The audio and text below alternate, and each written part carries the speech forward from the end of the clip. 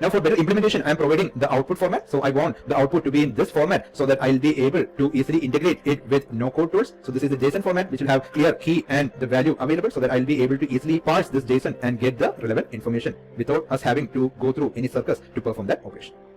And finally, to be much more clear on what we want the agent to perform, we are just giving some examples on what are the things that will make a high value lead and what are the things that will be considered as spam, what are the things that can be considered as a support request, etc. So some examples of how you want the messages to be grouped so that our AI agent will know exactly how it should perform. So this is the contact form analysis agent that we created within Relevance AI, which will analyze the contact form messages that we are getting, the contact form submissions that we are getting, and then process that particular data and give us relevant actionable intelligence so that we'll be able to proceed with the next step. Now that we saw our agent and what our agent will be doing, let's now update our Google Sheet so that it contains relevant fields to populate the data that the AI agent provides. So this was our original sheet where it was having the date, first name, last name, email, phone number, and message from the contact form.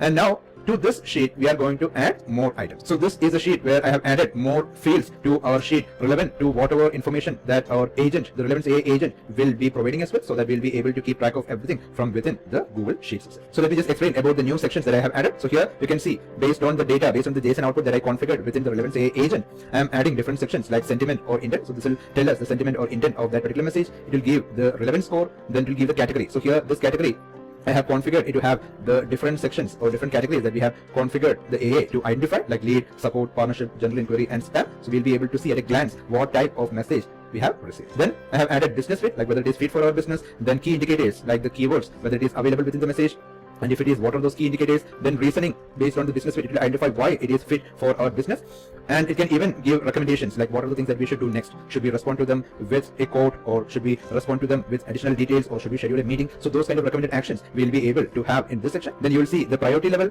then suggested response. So this one we'll be using during our next part. So this is not relevant to the current part, it is not used in this part. We'll see how we'll be able to use this in the next part of this particular video. And finally, we have the lead status. So this will always have the current status of that particular lead. So a generic set of fields which will help us process all the contact form requests that we are getting so that it will make our life easy. So now that we have our agent and the target ready, let's go and make use of our make.com scenario to automate and connect our agent and what the agent generates that response with our Google Sheet.